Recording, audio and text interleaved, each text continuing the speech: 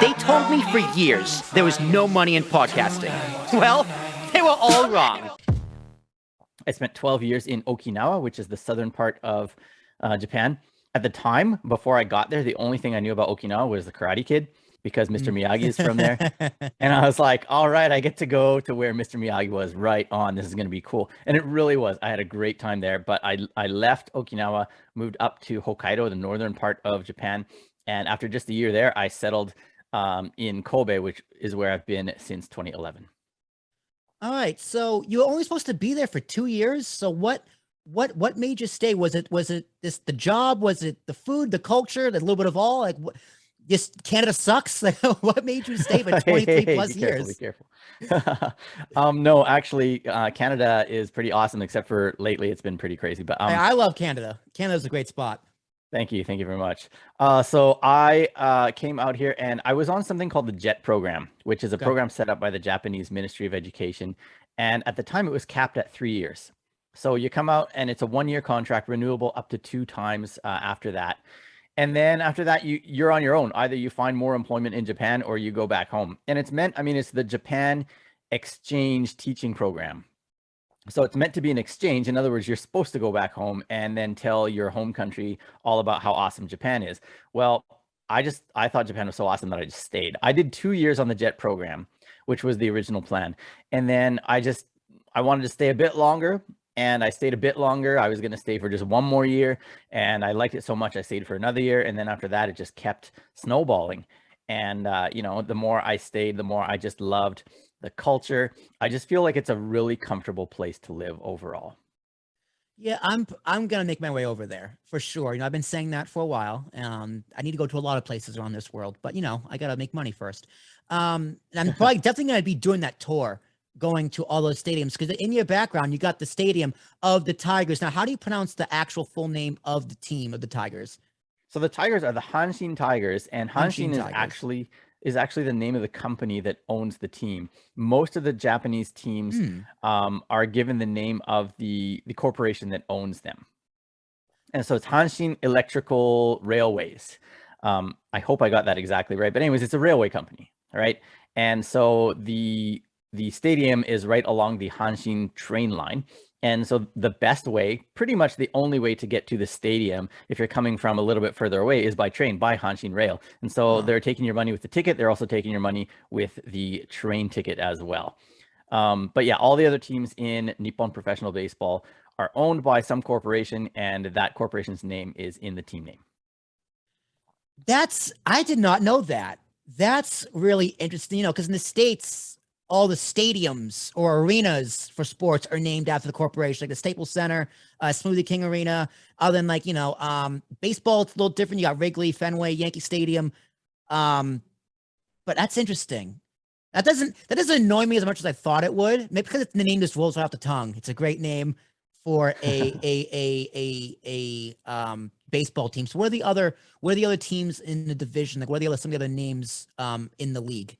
So in the Central League, which is what Hanshin is in, the main rival is the Yomiuri Giants. They're also sometimes just known as the Tokyo Giants, but Tokyo is not even part of their team name officially. So Yomiuri is a newspaper. It was at the time the largest newspaper in Japan. There's the Chunichi Dragons, who are also owned by a newspaper. There's the Yakult Swallows that are owned by like a kind of yogurt beverage company. The Yokohama DNA Baystars. So Yokohama is the city, and then DNA is like an internet company. And then finally, there's the Hiroshima Toyo Carp. They are owned by, Toyo is part of the name of Mazda. So they're owned by actually the Mazda car company. Oh, that's cool. So how does that work in terms of contracts? So do they have does the company own the name for like a set amount of time? They have to renew it? Or is it kind of like an in perpetuity thing? Like, what if the company goes out of business? So it hasn't happened in recent years in Japan, but yeah, like sometimes companies will go out of business, or they just feel like it's not financially viable for them to hang on to the team anymore. So they'll find another corporation to sell it to. So one of the more recent sales was a supermarket chain called Daiei, which sold their team, the Hawks, to a internet or telecommunications company called SoftBank. That was in 2005. And so teams will sometimes change ownership, and people still want to kind of hang on to the old owner name, but eventually it just catches on that, I mean, most people that are fans of the Hawks know them as the SoftBank Hawks because they've been so for 17 years now. That really threw me off. It's like, oh, I'm a big New York Yankees fan. It's like, well, now they're like the Syracuse Yankees. Ugh.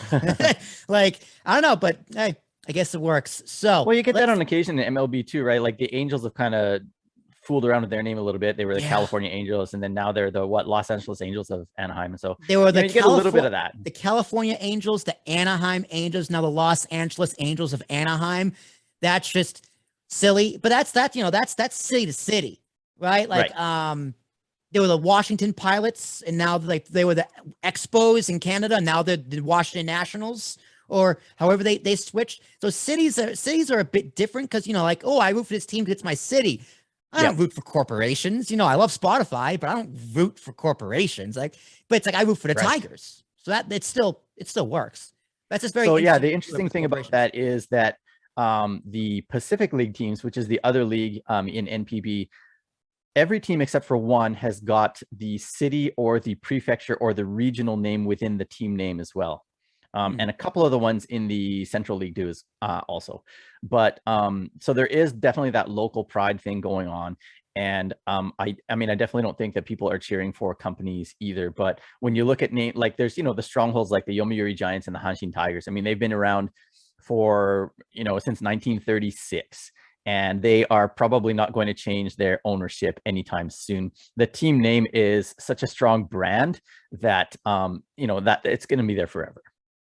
Yeah, no, that's a great point. Now you can change the name on something. Like, I don't care if they change the TD Garden in Boston to whatever they want to call it. It's still the Fleet Center, right? Like there's some things instead the diehard fans they just don't care what you call it because they understand. Listen, it's just business. That's a business move. But you did mention the Tigers and like their history. So tell me about the Tigers as an organization, their history, when they were founded, how long they've been around it, some of the biggest successes, failures, curses, if any, et cetera, et cetera, et cetera. So tell me about the team you work for, man. Sure. Okay. So the Tigers, the Hanshin Tigers have been around since 1935, December 1935. Wow. Their first season was 1936. And actually 1936 was the start of professional baseball in Japan. So they've essentially been around since the start. The very first pro team in Japan, at least that is still alive today, would be the Yomiuri Giants, who technically started in 1934. I don't know if you've heard about the Major League Barnstorming Tour that came over in 34 with Babe Ruth and a bunch of other famous names. But they were the team that faced that team. And the reason that they went pro, at least to my understanding, is that until this point, high school and college baseball was hugely popular in Japan. And there was no such thing as professional baseball. And people saw baseball as something that was so pure that you're not supposed to earn money playing it. It's a game. So you play it for the love of the game. You're not playing it for money. And once you're finished with college, well, that's kind of the end of your time playing baseball. Like it's time to move on to adult things. But there was a rule, I guess, put in place, or I forget who exactly set this in place, but they said, you're not allowed to pay the players money to play baseball.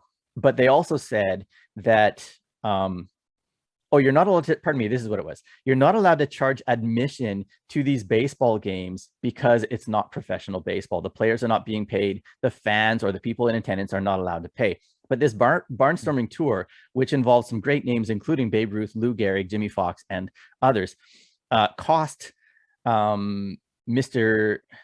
Shoriki, who is the owner of the Yomiuri Giants, or the owner of Yomiuri newspaper, cost him so much money that he had to find a way to compensate that. And the way to do that was to charge admission to the games. But the only way to do that was to say that he had a professional baseball team, because if they were an amateur team, they weren't allowed to charge admission. And so they became the very first professional baseball team in Japan. The very next year, 1935, they actually did a tour of America. And it was during that time that a couple other teams were formed. So I totally sidetracked there. I'm sorry. I was supposed to talk about the Tigers. I ended up talking about the Giants. No, that's awesome. You just gave me a history lesson of baseball in Japan, because I was, baseball's America's pastime. That's what it's known as, but it's huge in Japan. So no, that's totally relevant to the history of the Tigers, because in the 30s, that's how baseball. That was the prologue to my question. So Tigers, founded in 1935, were they a success right off the bat? Like, what's their championship history like? Let me kind of I asked through a lot actually. Let me specify. Like, how many championships they won? Are they a successful team? Like, if you can compare them historically to a baseball team, an American team, who they most compare to? Unfortunately, like Red Sox or Chicago Cubs, they don't have a great track record. Now, so Japanese professional baseball started in 36, and until 1949, it was called Japanese Baseball League or Japanese Professional Baseball. Pardon me, I should know that. And then in 1950, it became NPB, which it is right now, two-league sport, Pacific League, Central League. So from 1936 through 1949, there were anywhere between 8 and 10 teams, I believe. And Hanshin was actually pretty successful during that time. But what happened was in 1950, when they split into two leagues, one of the main proponents of that was a guy named, well, his English name, I guess, was Henry Wakabayashi, Hawaiian-born, Japanese ancestry. And he was part of the Hanshin Tigers. Well, he really strongly believed in the two-league system. He said, if you want baseball to grow, you need two leagues. You need to have like a World Series type of finale to the season. And so he really pushed hard for that. And he took a bunch of the Hanshin Tigers players, half-gutted the team to form a team that went to the Pacific League. And so from 1950 through 1961, Hanshin won nothing.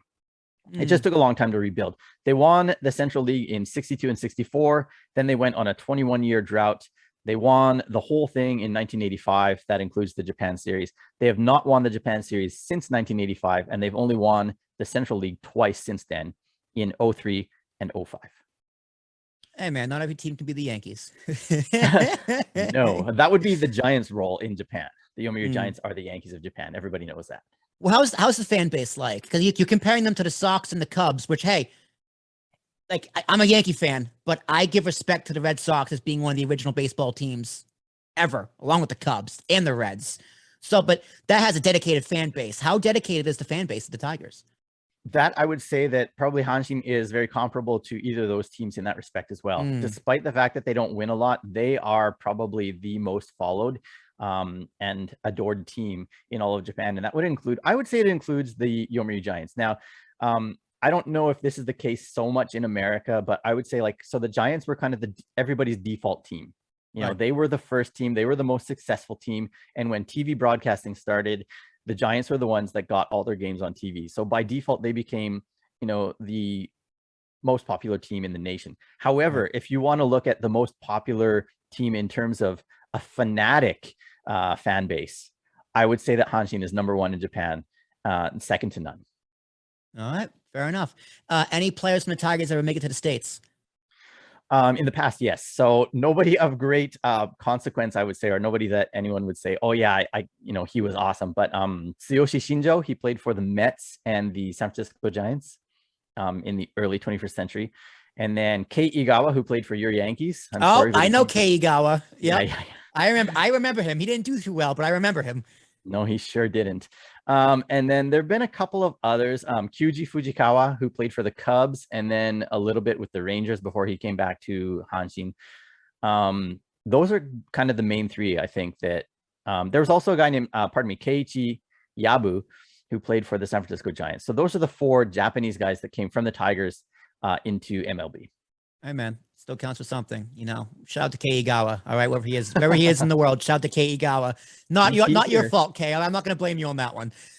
So you're a writer for the Tigers. What kind of stories do you cover? Do you cover the teams, like the team specifically? Do you interview the players? So tell me about like how you cover the team you're writing, and does that also involve your podcast? Yeah, good question. So it's kind of a bit of a complex equation, if you will, because I'm not employed by the Hanshin Tigers. I'm not technically even like on staff at Daily Sports. I've got a monthly column, and the angle that they want me to take, because the Tigers are a very staunchly old-fashioned Japanese team with probably a 99.5% Japanese fan base. they want to see, well, what do foreigners think about the Hanshin Tigers or about different aspects of Japanese baseball? So it's basically like an outsider's look at our Japanese team is kind of what they've got me writing about. And so I write once a month. I try to find some kind of theme or topic. They don't give me access to the players, but I've been able to make connections with especially some of the non-Japanese players. So I've been able to interview them for my podcast and for my own personal stuff, but technically, I'm actually not even allowed to use those interviews in my column because here in Japan, the newspapers actually have to pay some royalties to the team in order to interview the players. And so I'm not paying, and so I'm not allowed to use it in the newspaper. That's fascinating. Well, I can say you're living a dream of mine. I always wanted to cover baseball in some way, shape, or form, writing, audio, video, one way or the other. So this is the closest I can get for now. But definitely jealous. When you write the articles, do you write them in English or in Japanese, or how does that work? Like, do you know how to write and speak in Japanese? Yeah. So actually, I write the articles are published in Japanese, right? And I write them in Japanese. Okay. But often what I do is I think of a topic that I find interesting. I don't know if you would necessarily say as a foreigner to Japanese people, but I'll find something that I find interesting. So just an example, the last article I wrote was about how the players' names are spelled on the back of their uniforms. So you know Shohei Ohtani, right? His name is spelled Ohtani. Yep. Well, the H is silent, correct? It's not Ohtani, it's Ohtani. Ohtani, right? Yep. So why is the H there? Well, it's because it's a long O in Japanese. And some players, like, do you know Tsutsugo, who plays for the Pirates, I guess now? Yoshi Tsutsugo. No, I do not. I'm sorry. Okay, no worries. So he came over a few years ago. He signed with the Rays, didn't do very well, went over to the Dodgers, didn't do so well. Now he's with the Pirates. He kind of found a place in their system. Well, anyhow, when he was in Japan, had an H at the end of his name because it's a long O. But it looked like Tsutsugo, right? Mm-hmm. Anyways, he took it off when he came to America, so there's no H. And so my article was, why do they bother with the H? And I take that article, and for an English-speaking audience, I'm explaining maybe the phonetics or how the Japanese language works, because I'm assuming that a lot of my readers in English don't know that. Well, I can't just translate that into Japanese and use it for a Japanese audience, because they'll be like, who do you think is reading this? Like a first grader? Like everyone knows. Yeah. So I have to change it up a little bit and give it a different angle in Japanese. But so I write the article in English, and then I think, okay, well, how does this apply to a Japanese audience, or vice versa? I think of it, with my Japanese audience in mind, and then I say, but how do I make this more palatable to somebody who has a background in Major League Baseball, for example? Right. That's a great topic. That's a great thing to write about, because that's something I would never think of, but I would see that and go, why do they do that? And I would read it and I go, wow, that's really cool. So what other topics have you written about and come up with? Like some of your favorite, give me like 3 or 5. Oh man. Okay. So I've been doing this column in the paper for 4 years now. So wow, what are my 3 or 5 favorites? I kind of forget from month to month what I've written about. That's fair. So I feel that. Yeah, but just kind of a side story. One time I actually did write specifically about a player and maybe his style of play or something. And my boss actually said, well, we kind of don't want to use that because it doesn't fit with what the column is supposed to be about. So that was one that I was kind of a little bit shocked about. So here's a couple examples then of ones that I really liked. One was, so last year the Tigers had a really hot rookie named Sato. And there's talk that eventually he may end up going over to the majors, and hopefully he'll be successful. But the hype surrounding this guy really reminded me of the hype surrounding a hockey player that I grew up admiring when I was in my high school years, named Teemu Selanne, who played for the Winnipeg Jets and scored 76 goals in his rookie season and was just the talk of not only the town, but the whole league. And I kind of felt like Sato brought that same excitement. And so I wanted to kind of tie those two together in an article. And I thought that was kind of interesting, both for Japanese and for non-Japanese. Yeah, I don't know this, but I'm assuming hockey isn't the most popular in Japan. No. Yeah. I mean, absolutely not. So that definitely ties to, or else even in the States, hockey's pretty popular. Hockey's very niche in the States. People who love hockey, they love hockey. They adore hockey. People don't care about hockey. It's like, hockey. Me, never played hockey, know how to skate, don't know how the game works. But someone's like, Will, do you want to go to the Rangers or the Bruins or whoever? I'm there. A live hockey game. Oh my God. It's some of the most fun I've ever had in my life. It's awesome. It's awesome. I love hockey. And so I try to tie in some of my background into my writing. And as I said, they want to know what the outsider thinks about their team. And it's like, well, I automatically have to tie it to my background. But, it's funny because I'll read the comments on my articles, and sometimes I have to cringe as I'm reading them because sometimes they'll jab at my Japanese ability, like, well, this guy's writing ability sucks. And sometimes they'll be like, who cares about hockey anyways? Why is this guy writing about hockey? And there's quite a bit of negativity out there, but I just keep pushing through just because I'm having fun. I'm getting paid for it. And, who cares what you think, except that I care enough to read it. So that's the internet. The internet, there's going to be hate and anger and despair all over the internet, no matter where you go. Wise man once said, post it and ghost it. Just post it. Don't look at it again. It's gone. Yeah. It's out there. It's done. But some people like the comments. I like reading comments, and because sometimes I can learn a thing or two. Yeah. But there's some, like, I remember me and my friend Nash used to do a American politics podcast, which can't do that anymore. Can't do it anymore. We just can't do it anymore. I can't run a business and do a political podcast. Like, you can't. Those two things can't exist in the same world. But someone put a comment where, like, clearly one is smarter than the other one. It's not the one who's really loud, like hinting at me. Now it's just like, yo, Nash, check out this comment, because it's, one, hilarious. I think it's going to get under my skin, but two, it's 100% right. That's the point of the show. I'm the loud guy who presents the story. Nash is the smart one who explains it. Like, they're like, yes, you nailed it. So it's like, yeah, they're supposed to be a dig at me, but it's like, no, nail on the head. Nailed it. Hilarious. Nice. All right. So that's my little journey off the beaten path. So let's talk some baseball, a little more about baseball. Sure, man. So how did you become a fan of baseball? Everyone has that story of, my dad is the one who grew me up to be a Yankee fan in Boston, right? You can imagine how tough that was. So who was the person in your life that made you fall in love with baseball?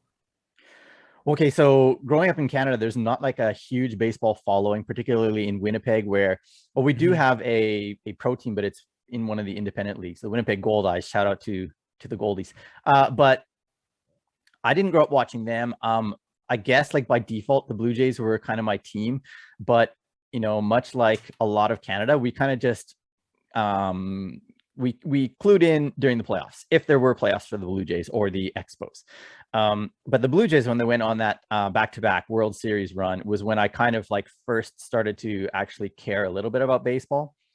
But then, honestly, it was fantasy baseball that got me. It was my gateway into being interested in baseball. Oh, that's awesome. It was Joe Carter, right? Hit the walk-off home run? Yes. 92? Yep. That one, I believe, was 93. 93. If I'm not mistaken. Yeah. I was close. I'll never forget. I wasn't alive. 92, 93. Yeah. I wasn't alive in 93, but I've seen that home run so many times. And I was like, man, that's the childhood dream. So interesting. Fantasy baseball got you into baseball. Yep. So, and actually, like, I only did 1 year of fantasy in Canada, and then I moved out to Japan, and it was another Canadian that was living in Okinawa, of all places, where there is no pro baseball, even in Japan. But he was doing MLB fantasy baseball, and he said, "Hey, Trevor, you got to join me in this." And I said, "I don't even know baseball. Like, I don't know any of these guys." And he said, "Okay, I'll give you like a 4-month buffer where I'll give you advice on who to pick up, who to drop, all that kind of stuff. And after that, you're on your own." I got hooked, man. I just loved playing fantasy baseball, and I did it for like at least a decade after that, maybe even more. Well, fantasy baseball, okay, this is a little bit of a sidebar too. Fantasy baseball is literally like the reason why, like, DraftKings is even a company to begin with. Like, how sports gambling is so big in this country. And let me explain. Have you ever seen the ESPN 30 for 30 on fantasy baseball? It's like one of the first 30 for 30s they ever did. I haven't seen that one. No.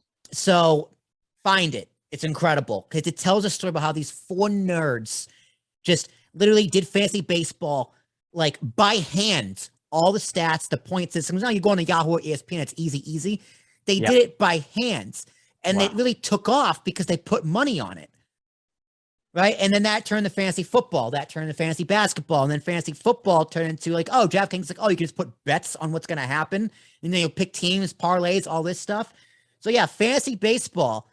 I love that you got into baseball through fantasy baseball, because I really followed baseball really heavily in middle school through fantasy baseball. Like, I've been a Yankee fan my whole life, big baseball fan my whole life, but fantasy baseball was also something for me that kind of took it to the next level. It let me know who these like B-list players on other teams were, because you pick them up for a week in fantasy because they're going 4 for 10 in like in the past 2 games. So that's crazy. What was fantasy baseball like when you started? Was it on a computer, or was it kind of like old school?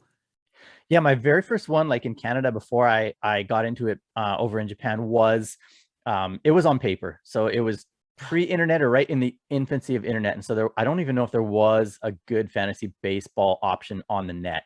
But then when I got to Okinawa, I think it was in the year 2000, was my first kind of foray into fantasy baseball again. And that one was Yahoo. So I just stuck with Yahoo for pretty much like from then until I think 2015 was the last year that I did it. Yeah, Yahoo's great. I like Yahoo fantasy baseball. I haven't done it. I've done it since high school. It's hard to get a group of people nowadays, especially amongst my friends. All my friends hate baseball. So it's just like me and like 3 other guys. So it's like we can't really form a league around that. I don't want to do it with randos. But fantasy football every year, $100. Here you go. I'm gonna lose. But whatever. So we're gonna do a little bit of rapid fire here. Sure. Favorite team all time and currently. We'll do MLB and Japan. I know Japan's gonna be the Tigers, clearly, but like MLB. Okay, so MLB, favorite team of all time.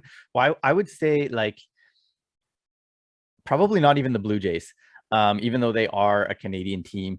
I don't know if you're aware of this, or if there is such a thing in America where there's this kind of like anti-New York sentiment amongst people who are non-New Yorkers. Well, there's a big anti-Toronto sentiment amongst most Canadians who are not in that region. And so Toronto was the team simply because they were the only Canadian team. But before that, it was the Expos. But I would say the team that I kind of followed or cheered for silently would be the Minnesota Twins, because geographically they lined right up with us. They were just south of us. And so that was my team. All right. Great organization. Kent Herbeck. Yeah. Dan Gladden, all that. Herman Killebrew, was he on the Twins? He was, but I think that was before my time. Okay, fair enough. Hey, Twins, they were good in the 90s, early 90s. They won the 91 World Series? 91, and I think 87 as well. They won. So, yeah. Man, I can't believe I just pulled that out of my ass. The 91 World Series was the Twins. That was like an educated guess on my part. Good job. Good job. Do you still follow Twins? Twins still your favorite team currently? Like favorite team to watch in MLB? You know what, truth be told, I don't watch a lot of MLB simply because of the time zone difference and my schedule, because the games are on like mid-morning here. So if I'm not at work, I'm usually at home with the kids. But and then the other thing is, because I don't actually have the MLB channel, I would be relying on Japanese TV, and they'll broadcast games that feature Japanese players. And so right now, Kenta Maeda is with the Twins. So we'll get the occasional Twins game, but obviously, you know that they're going to show more Shohei Ohtani than anybody else. And so, he's a phenom. I mean, I still like the Twins. I'll still look at how they're doing the standings and stuff like that. But just the opportunity to watch them is not there. They're not a bad club, man. They had some pieces. This Achilles heel is every time they make the playoffs, they play the Yankees. That's just how it's been for like the past 10 years. And anytime they make the playoffs, they play the Yankees and they lose in 4. That's just how it works. And it's crazy. It doesn't matter how good the Twins are that year, how bad the Yankees are. It's almost like, well, when you see those names lined up together, you just know what's going to happen, right? Yeah. It's honestly, the Red Sox have the same thing with the Angels. When the Red Sox were on their tear in the early 2000s up until like 2011-ish, like I'd say they're playing the Angels in the ALDS, and Sox are going on. They're playing the Yankees. Nail biter. They're playing the Indians. Well, who knows what's going to happen, right? And then they end up winning the World Series. And I have to go to high school. I have to go to school the next day. It's terrible. So favorite player, all time and currently, American and Japanese. Oh man. Well, for Japanese players, can I pick 2 for all time even? Of course. Okay, so Ichiro is one that, like, I don't know how you can not like that guy, you know, both as a player and just as an individual. Just such a unique guy in all facets of, his personality, his approach to the game, all that kind of stuff. Love Ichiro. And then, of course, Otani. He's very different from Ichiro as far as personality and just makeup and playing style and everything. But how can you not be attracted to that guy? You know what I mean? Yeah, definitely. I would say Otani would be one of my tops. Yeah, me and Phil talked about Otani extensively on our previous podcast. We talked a segment about like him being the face of baseball. And it's like, no, he is the face of baseball. He's on the cover of MLB The Show, which is coming out probably around the time this podcast is being released. So you can listen to this podcast while playing the game. I'm going to be playing on my Switch. I'm very excited. Awesome. He's incredible. And he's doing something that hasn't been done in 100 years, which is unbelievable. So I'm excited to see him continue growing as a player. I'm excited to see how long he continue to keep up pitching and hitting, because I don't think he's going to be doing that for much longer. Personally, I hope he does, but I just don't see it being plausible.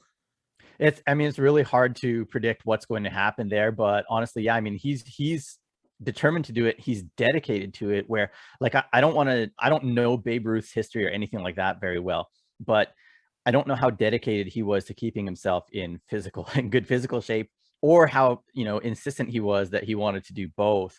But, with Otani, I think the drive is there, and that's a really big part of it. He lives, breathes, eats, sleeps baseball.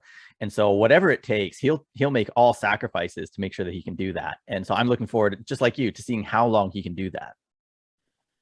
Personally, I'm banking on a solid 5 years. I think if he can do it for another 5 years, it's going to be phenomenal, and you have to pick one or the other. I'm not questioning his character or his fortitude. I'm questioning the fact that his body is eventually going to give out, because it's a very different game today. It's more physical, it's more athletic, and the talent is way different than the game was that long ago. Then again, pitchers back then pitched every 3 days, sometimes every other day. So people back then were a lot crazier too. So I don't know. We'll see. I love Shohei Ohtani. I think he's great for baseball. He's great for the sport. And he's fun to watch, which is the most important thing. He's fun to watch. So give me your fondest baseball memory as a player, fan, however you want to describe it. So I've got a couple of, baseball memories from watching the game from the stands. And one of them would be actually, I think it was like my third ever MLB game at the Sky Dome, which is called the Rogers Center now, or have they changed it again? I'm not sure. Twins. Yeah, that was the Sky Dome. Yeah. So it was the Blue Jays against the Indians. And I remember I was at the game. It was an extra innings, John Olerud walk-off home run. And we were actually up in like box seats, and it was just like super exciting. I got so excited. I jumped up and I slammed my hands down on my buddies' backs, and one of them was scared. He said, I felt like you were going to push me over the edge. And so that was a great game. It was unbelievable. John Olerud, that is a name I haven't heard, and I don't know how long. He used to wear the helmet in the field. Yep. Utility man. He could play everything. First, second, third, short, outfield, wherever you need him to be, he could be. He was on the Yankees too. Was he? I'd forgotten about that. I kind of choose to forget stuff like that. But he was a utility man for the Yankees in the mid-2000s. Shout out to John Olerud, wherever he is on the world. John Olerud. All right. Love it. Yeah. That's a great memory. So that's from North America. And then in Japan, I've been to a couple of really good games. Well, more than a couple at Koshien Stadium, which is in my background right now, home of the Hanshin Tigers. But the most unforgettable would be the time that I saw them go from down 9-0 to winning the game 12-9. That was just unforgettable experience. Do you remember what inning they were down 9-0 in? Yeah. So it was against the Hiroshima Carp. It was they scored their 9th run in the top of the 5th. Okay, so halftime? And then the Tigers got one in the bottom of the 5th, and then in the 6th and 7th is when they really rallied for just a boatload of runs. Let's think about baseball, man. That's why baseball is different from every other sport. One, because the defense has the ball, right? That doesn't happen in any other sport. But two, you always have a fighting chance. Like, you as a defense have to finish the game, whether it's on the field or at bat. You have to finish the game. It's not like football. You can run the clock, or overtime rules where you score a touchdown, you don't get a chance to get the ball back with a coin toss, right? Or basketball, Michael Jordan say never lost a game, he just ran out of time. Baseball is no. You're putting him away. Doesn't matter if it's 14-0 or 16-14. Like, that's just the beauty of baseball to me. Yeah, you're still going to get X number of at-bats. So, yeah, there's no such thing as, well, there is momentum, but not in the sense that you literally get no chances. You're always going to get that chance. Yeah. So I was actually sitting in with some visiting fans. There's kind of like a visiting fan section. I was kind of surrounded by fans of the visiting team. So I was kind of jeering my own team. I was kind of yelling out at them. I was like, "Give me my money back," stuff like that. And then when the Tigers got their first run, the fans around me kind of cheered with me. They're like, "Oh, good for you. Congratulations. You got a run." But by the end of the game, man, they were just stone silent. It was such a thing of beauty. Yeah, nothing's better than seeing, like, being at a home stadium and you're the visiting team, and if something happens, you see the whole stadium just go. You can hear a pin drop. It is. And also on the flip side, being that visiting team, like I remember like one time in high school, like I was just having a really bad week, just feeling this really shitty. But I had Yankee tickets, or Sox Yankee tickets in Fenway. And like I was supposed to go with someone, but he couldn't go last minute for some reason. He couldn't go. So my dad was like, "Let's go." Me and him. So me and my dad went. And Yankees had a lead going into the ninth. And this was like a September game. Yankees weren't making the playoffs. Sox were already in. It didn't even matter. But, we were first baseline under the grandstand, really great seats. And the Sox walk it off in the 10th. And me and my dad are sitting there just head down. The stadium's going crazy. Oh, like crazy. Stadium shaking. Because Fenway shakes. Fenway's an old building. Like you hear the people above you stomping on the grandstand, like, piece of paint falling down your face, like people going nuts. And as much as I hated it, you look around and go, "Shit, man, it's pretty cool." it's still pretty cool seeing 40,000 people lose their mind because I hate Red Sox fans. I hate them to my core, but they're dedicated and they love the game. They love their team. So the deep part of that core, there's a lot of respect. Yeah, you got to be props to the fans that, they're not fair weather. They follow the team, win or lose. And I love that as well. I love that about the Hanshin Tigers. I mean, the fans are just core. As I said, like they went through a really dry spell without anything to cheer for. I mean, there was a 17-year spell where they finished in last place in 10 of those 17 years, but the fans just kept on coming. Yeah, I tell this to a lot of people too. They're like, when it comes playoff baseball time, I kind of like root for everybody because, like, I like all the teams. It's like, well, yeah, I'm a Yankee fan, right? They're like, well, why want the Rays to win the World Series or your division? It's because the Rays are a great team. They're a young team. They don't have a big budget. They are everything that's right with the state of baseball. They do it correctly. I want them to succeed because above being a Yankee fan, I'm a baseball fan. I love baseball. Also, fuck the Dodgers. So that's just how it works. So speaking of ballparks, you got a beautiful one behind you. Favorite ballpark of all time, American and Japanese? Well, the Japanese one is right behind me. I mean, there's it's the king. I mean, it's the oldest ballpark in Japan, built in 1924. We haven't touched on this, and I don't know if we want to sidetrack, but there's an awesome high school baseball tournament every year, national tournament held at this stadium, actually both in the summer and in the spring. But that was the purpose of this stadium being built, was to host the National High School Baseball Tournament, which, as I said earlier, amateur baseball came before pro baseball in Japan and was, and arguably still is, more popular. So this stadium, man, I don't know if you can see it a little bit there, but it's an all dirt infield. I was just gonna ask that. I was like, is that all dirt? That's very interesting. Never seen that before. Yeah, well, all the stadiums used to be all dirt. But every single other stadium in Japan has kind of modernized itself, if you will, I guess, with budget and stuff like that, right? Like in the early days, there wasn't a lot of money when it came to building the stadiums and maintaining them and stuff.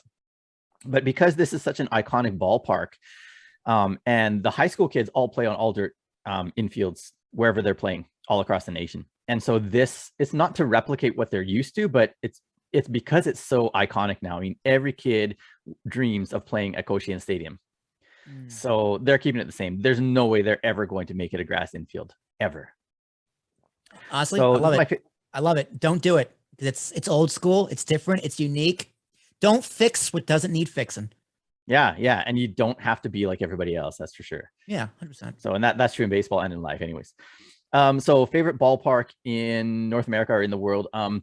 I haven't been to a ton, but I definitely I enjoyed Safeco when I was there. I could probably list you on one hand though the stadiums that I've been to in North America. So there's not a lot to choose from, but Safeco was a good experience for me. I want to get out to, as many MLB stadiums as I can though someday. Yeah, no, me as well. Me as well. So that's a good segue to the tour you do. So tell me about the tour.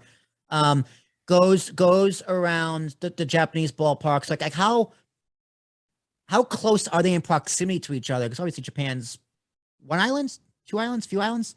It's four main islands, and there's ballparks on 3 of the 4. Okay. So there are 12 NPB teams.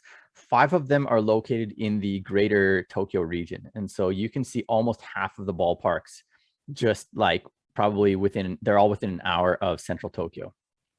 So that's kind of, I guess, good in a sense. And actually recently this tour has opened up just a Tokyo only option, I guess, if you will. So originally this started in 1999, and they had originally set it into 3 kind of sets. There was the main tour, the See It More, and the See It All. And so you can imagine what that means, but the main tour was 6 ballparks, See It More was 9, and See It All was 12. And so you're starting in Tokyo, generally speaking, and then you're making your way around Japan, going to 1 home game at each of the teams' home ballparks. And there's a few days off in the middle where you can go check out sumo or whatever you want to do. Like if you want to check out some other aspect of Japanese culture, there's time to do that as well. But the main focus of the tour is baseball. And so the operator of the tour is American and living in America, and so he's coming over here. But then I kind of got hooked up with them when I one time offered my services, and they said no thanks, but then they had an extra ticket to the game because somebody was sick or somebody bailed on the tour or whatever. So I went along with them, and the operator of the tour, I didn't realize this, but he was kind of putting me to the test. He just said, do you want to join us? And I basically I kind of guided them to the park. And then during the game, they just asked me questions about what's going on. Who is that guy? Or why do they do this? Why do they do that? How come Japanese baseball has this? And I answered every question, I guess, just because of my knowledge and interest in the game. And afterwards, he was like, man, do you realize you're exactly what we need? And so now whenever they come to Japan, I generally just stick to my area, my part of Japan. But when they come through my region, I'm kind of the local guide for them. So it's a lot of fun. It's a really cool tour. And Will, man, you need to join it sometime for sure. I will, 100%. Because that sounds absolutely incredible. Literally, I'm gonna get up once I got this call. I'm gonna call my Freddie Rankin. You'd be like, "Yo, save up for Japan." Because one day we're going. Do you see mostly tourists on this tour, or is a lot of Japanese? I want to say Japanese families. Because that's a great vacation to do. If someone's a Japanese family, their kids love baseball, you just go around tour, all different stadiums, or is it more tourism? It's all tourism, actually. I don't know if I've ever seen a local Japanese person join the tour. Really? Yeah. Yeah. So it's almost exclusively people living in America. Occasionally we'll get people joining from other parts of maybe Southeast Asia or other countries, but it's generally speaking America, Canada. All right. That's really cool. That's unexpected, but really cool. But hey, on this podcast, I learned to expect the unexpected. All right. Let's talk a little Baseball Hall of Fame. Phil and I talked a little about the Hall of Fame and some controversies. Well, the voting took place for 2022, and the controversy sparked up once again. So the Hall of Fame process, a little refresher for everybody. So each voting cycle, qualified members of the BBWA, I guess the Baseball Writers Association of America, I'm assuming, name no more than 10 eligible players for whom they consider worthy of Hall of Fame honors. To be enshrined, a player must be named for at least 75% of the votes ballots. Currently, players are removed from the ballot if they are named on fewer than 5% of ballots or been on the ballot for 10 times without election. So that whole process, a little convoluted, but what do you think of the actual voting process and who gets to vote for the Hall of Fame? So, we said earlier, if it ain't broken, don't fix it. But I think this is broken and it needs fixing. Mm-hmm. I have respect for the writers who are doing the voting simply because I think they watch the game a lot more carefully than anybody else does. However, I don't know. They get 100% of the say. Is that right? Yes. They only they vote. So no players, no MLBPA, the Players Association, no nothing. It's just the writers. Right. I think that needs to change, and I don't have the solution, but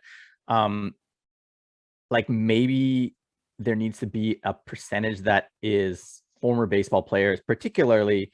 I don't know if it would have to necessarily be guys that are already in the hall, but I think that makes more sense than opening it to anybody. And then maybe even, I don't know about managers, but somebody that's actually in the game.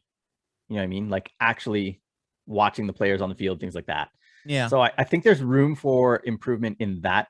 And then they reduced the number from 15 to 10. Is that right? Like 10 years on the ballot and then you're done. It used to be 15. I believe it was 2015. I had the stat, but I got rid of it because I didn't think it was relevant. So silly me. But yeah, it used to be 15. I believe in 2015, 2016, or 2018, they reduced it to 10. And so like you look at guys like Bonds and Clemens, who now are no longer eligible. And I think like if it had been stretched out to 15, they would have made it in ultimately, but now they're, they find themselves on the outside looking in. So was that the correct decision? Why did they reduce it from 15 to 10? Was there some logic to that, or do you know? I have no idea. I wasn't 100% sure it was 10. I got this readout from Baseball Almanac, which is my number one spot for baseball statistics and analytics. But I don't know why they did it. I'm not going to put my conspiratory hat on and say it's because of Bonds and Schilling and all of them. I think they just figured it was just a well-rounded number. The Hall of Fame is easily the most prestigious Hall of Fame in sports, the Baseball Hall of Fame, like easily, no questions asked. So maybe it was my best guess. They probably did this to keep up the honor because the Baseball Hall of Fame, it should be hard to get in. Like, there's a lot of people on the belt next year. I'm like, listen, Torrey Hunter, I love you as a player. You're not a Hall of Famer. I'm sorry. He's Hall of Great. He's not Hall of Fame, right? Yeah. I mean, he was an outstanding player for a number of years, but I would not say that he's a Hall of Famer either. I agree with you on that. And maybe that's one of the reasons they dropped it to 10 is because, like, well, if you can't get in 10, then maybe you weren't meant to get in at all. Because we've seen guys squeak in year, 13, 14, or 15, where it's like, well, you're kind of borderline, and I don't know. There was I forget the guy's name. Is it Ryan Thibodeau? Who basically like talked so much about, was it Larry Walker? Or there are a few guys that he just talked about so much on social media that it kind of like rallied the troops and got this guy into the Hall of Fame. And I love Larry Walker. I was surprised Larry Walker got in, to be honest. I looked at his stats and I was like, huh, okay, fine. But like, yeah, the past few years, I do think people did kind of eke in, even if they got bigger numbers. But last year, no one got in, 0, right, which is surprising. But that's the way that is. The thing that irks me with the system is the fact that only writers get to vote. I think now the MLBPA, I don't know if that's all players or former players, but I think they should have a say. They have the lockout right now. As recording, this lockout's still going on. So they're going head to head with the owners. Hell, you have not say in the game. Fuck it. Put it, have some say in the Hall of Fame too. Yeah. But the thing that irks me, fewer than 5% of the ballot, you just cut off, and the 10 years, one or the other makes sense, but both, it seems a little overkill. Yeah, I don't know. I would say the other one though is why is it limited to 10 that you can vote for per year? Because I mean, there's times, like you said, like last year nobody got in, and maybe that was fair, but there might be years where there's just an outstanding crop, and if you're saying, well, I can't vote for this guy as a first ballot Hall of Famer because I've got 10 guys ahead of him on my priority list, and I just don't understand the logic behind that. Yeah, I don't either. That also really irked me. They only have 10 votes. But this year, man stands alone. David Ortiz, 394 total ballots, 296 voted for. So David Ortiz got 77.9% of the ballot, making him a first ballot Hall of Famer. Now, when I saw he was on the ballot, as a Yankee fan, I said, hands down, yes, he is a Hall of Famer. Now, he was only a DH, didn't play half the game, but David Ortiz is a player who is extremely talented, incredibly clutch, the heart and soul of a city and the game, and one of the most well-liked players that I can think of in recent memory. Now, first ballot Hall of Famer, I think borderline. I wouldn't have been shocked if he got in next year, but not this year. But seeing 77.9% of the ballot, I think that's a perfectly fair number for him to get into the Hall of Fame. Sure. Yeah. I think like you hit on something there that, well, we can touch on this later when we talk about other guys, but likability is such a huge factor. And that's, due in large part to the fact that it's the writers that are voting these guys in or snubbing them, right? Yeah. Well, that's a good question, man. Should likability take part into getting into the Hall of Fame? Because no, see, I say yes, because it works both ways. I mean, here's why. Like players who are likable, who is a face of the game. Like, yeah, Derek Jeter got like 100% of the votes almost because, yeah, he had the stats to back it up, but he's also super likable. I think it's fair both ways. Like, yeah, Bonds, Schilling's an asshole, right? That's a big reason why he didn't get in. He's an asshole. I'll say it. He's an asshole. But I also think his stats are borderline. So I think it's a little.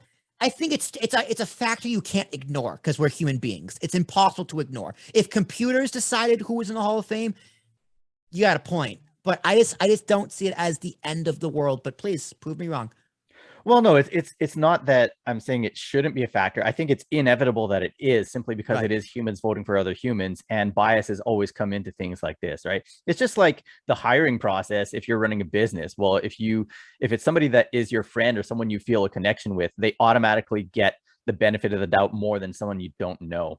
And so it kind of works the same way, although it's a slightly different criteria. But if you like someone, you're much more likely to tick the box next to their name on that ballot. Whereas if you didn't like them as a reporter, or when you were reporting, or as a member of the media, you're probably going to hesitate before you tick that box. It might take you a couple of years to soften up, and time heals a lot of wounds, and it might take a little bit more time, or might take some persuasion from other people. So that kind of makes sense. I get it, but I also don't feel like it's the nice guy Hall of Fame, right? I mean, yeah. If you got some outstanding players, you look at like Pete Rose and Barry Bonds, and just look at the numbers and look what they did for the game. Not even numbers, but just look at how they played the game and how they changed the game. And can you say solely on the grounds that you didn't like them or they were jerks that they shouldn't be in the Hall of Fame? Now, obviously, that's not the only factor that has removed them from the talk, but I don't know if that should be the deciding factor. No, I agree. It definitely should not be the deciding factor. No, I 1,000% agree with that. Yeah, if you're holding a grudge because Barry Bonds called you a jerk and made you hurt your little feels, like, bro, get a new job. Sorry, like, guy should be a Hall of Famer. So next year's ballot. Let me pull up next year's ballot. I got the link here. Yeah, it's gonna be riveting podcasting. Trying me how to copy and paste the link. Next year's ballot's going to be interesting. So we have Scott Rowland, Todd Helton, Billy Wagner, Andrew Jones, Gary Sheffield, A-Rod, Jeff Kent, Manny Ramirez, Omar Vizquel, Andy Pettit, Jimmy Rollins, Bobby Abreu, Mark Burley, Torrey Hunter, all returning on the ballot. New people, we got Carlos Beltran, John Lackey, Jared Weaver, Jacoby Ellsbury, Matt Cain, and Johnny Peralta. Now, names on this list, I don't see any of them getting in, to be honest. The new guys or overall, the whole list. Overall. Wow. Okay. I don't see any of them getting in. So let's start with the people returning on the ballot. Starting with, so next year will be Jeff Kent's 10th year on the ballot. Is that right? I don't know if that's true or not. Hang on. I got confused here. Oh, I screwed up. All right, 2023 official ballot. All right, so next year will be Scott Rowland's 6th year on the ballot. This year, he got 63.2. So, Scott Rowland, I just don't see him as a Hall of Famer. Yeah, I don't either. He's like the most likely. People who should, in my opinion, A-Rod, 1,000% should be a Hall of Famer. Okay. So I've got maybe a little bit of a hot take on this. But with the whole controversy surrounding players, as far as steroid use and things like that, I think that in a way they kind of made a decision that left them with one of two possible outcomes. And if they can get both, well, good for them. But I don't know if it necessarily if they merit both. So by using performance enhancing drugs, and I'm not saying that if you use them, you're automatically out, but you're kind of choosing either better numbers from year to year or eternal fame. And maybe you can't have both. And I think they made the decision by using the drugs. They're saying, okay, well, I'm going to put up some crazy video game numbers, or I'm going to enhance my career in that respect, enhance my salary for the next 5-10 years, whatever it might be.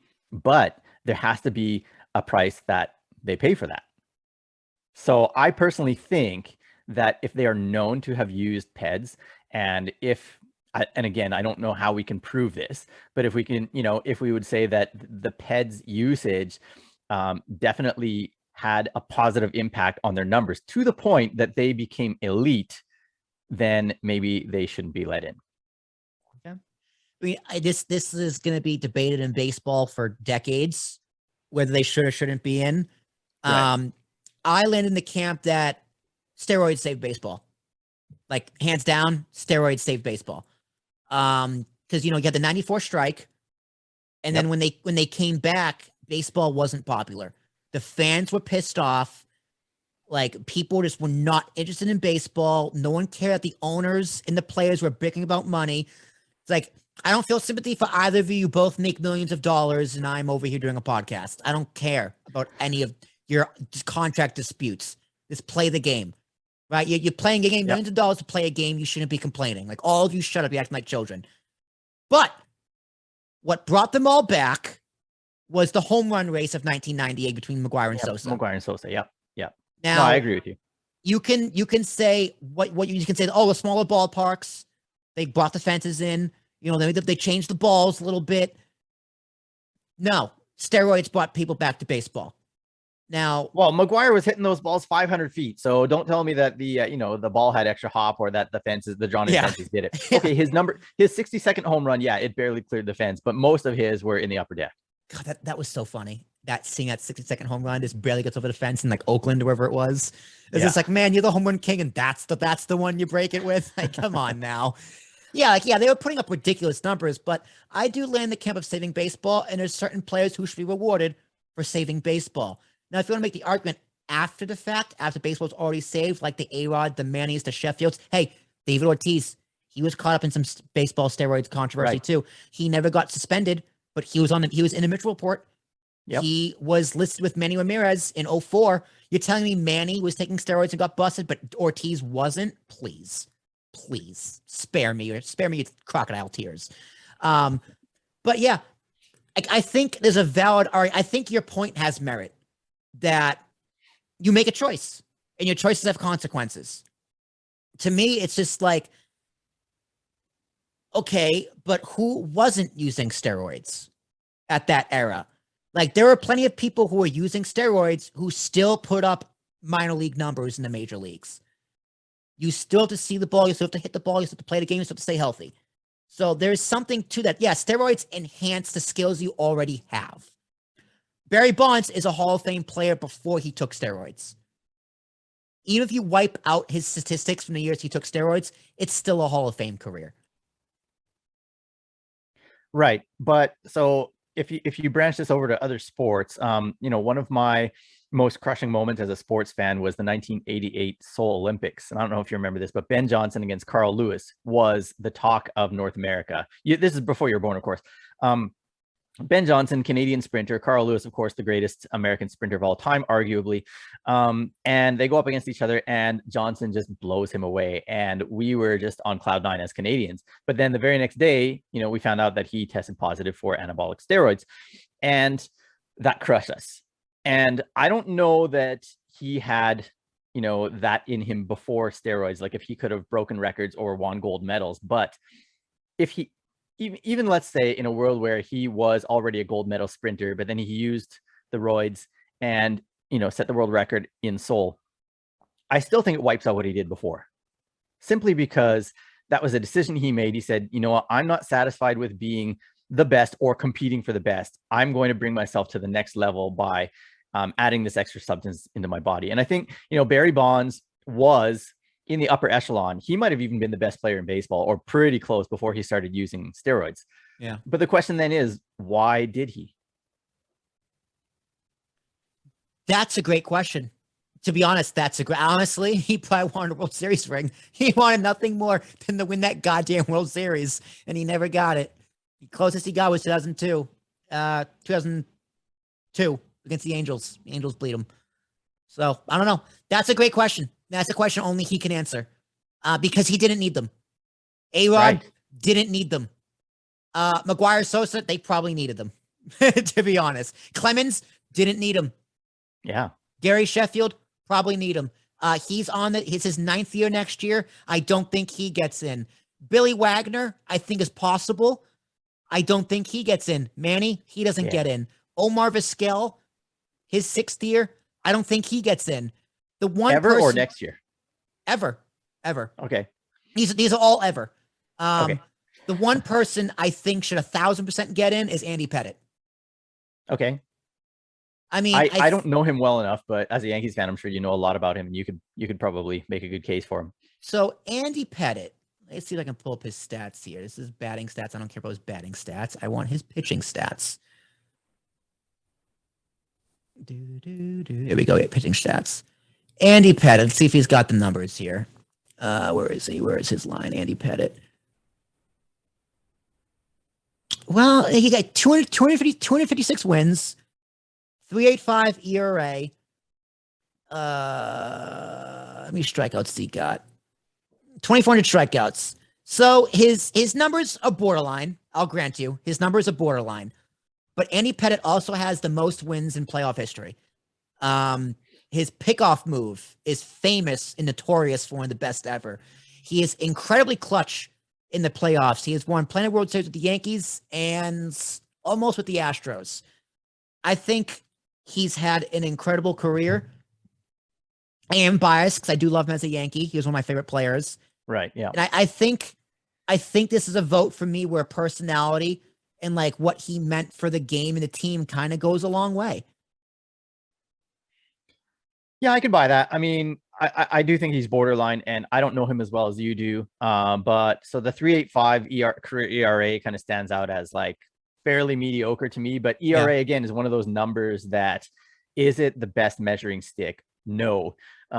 So we would have to probably crunch some numbers outside of that to determine what that 3.85 actually means. And I'm not prepared to do that. But I don't know. I'm not really sure about him. How many years does he have left? Oh, that's a great question. Andy Pettit, 5. This will be his 5th next year, and he got 10% this year. Oh, that's low. It is very low. Yeah, it's very low. He's also connected to HGH. Right. Yeah. Him and Clemens on the Yankees and the Astros. So he probably will never get in. But I think his impact on the game outshines his stats. And that's where I'll end it. All right. So that's next year's ballot. Honestly, I don't think we're going to see a Hall of Fame class for another few years. That's my honest opinion. But hey, I've been wrong before. Hopefully I'm wrong again. All right. I'm going to list off having that conversation with the Hall of Fame, listing off a few players, whether they should or should not be in the Hall of Fame. Are you ready? Sure. Barry Bonds, yes or no? I'm going to say no for the same reason that I gave earlier, that he had to choose one or the other, either and choose the inflated numbers and the greatness from year to year or the eternal greatness. And I think he made his decision. I'm saying yes because it's a crime that the home run leader that's not in the Hall of Fame. I don't care if it's cheating. Put an asterisk. I don't care. You should be in the Hall of Fame. Kurt Schilling, yes or no? Man, that's tough. Was he associated with I don't think so. To be honest, I don't think so. Okay. I think people generally just don't like the guy. Okay, because by numbers, I would say yes for him. And I understand he is a very, hateable character. I hate him. I hate you, Kurt Schilling, you stupid bloody ass sock. Asshole. Yeah, I mean, I think there's plenty of hateable characters though that got into the Hall of Fame. I think we Yeah, just live Cy in an Young's age in the Hall where of Fame. it's No, easier to Ty know Cobb's that in the Hall people of are Fame. Ty Cobb was the epitome of dirtbag. right. Yeah. So I'm gonna say yes on Schilling. I'll say his stats are borderline. I'll give him that. Sammy Sosa. No. I'll say Uh, yes. you know what? He had a few excellent, outstanding years. I don't think though that without the Peds, I don't think that he could have done nearly what he did. So no. I agree with there. I've seen him play on the Orioles. It was bad. But he's one of those people who saved baseball. Mark McGwire. Wow, is it possible to say no to Sosa and yes to McGwire and justify that? I'm not really sure, but I kinda no, feel like but I'm not going to fight you. okay, so McGwire, like I don't like if you look at his rookie season, okay, if I don't know if he was using pads in his rookie year, that takes a lot of cojones, but he had a really great rookie year, and I mean he had the power before the Peds. But again, if I use the same argument as I did with Bonds, then the answer for McGwire has to be no as well, and so it is. I give him yes because he saved baseball. Roger Clemens. Well, again, it's Peds, but and this is a tough one because he's almost like the mirror image of Barry Bonds in a sense that like his numbers pre steroids were outstanding, unbelievable, definitely on Hall of Fame track. He had 21 strikeouts in a game without steroids in like the late 80s. It's crazy. And how many of those Cy Youngs did he win pre-steroids? I think probably at least 3 of them, if not 4. Most of them. He won with the Jays, he won 2 with the Jays, and he won 1 with the Astros, right?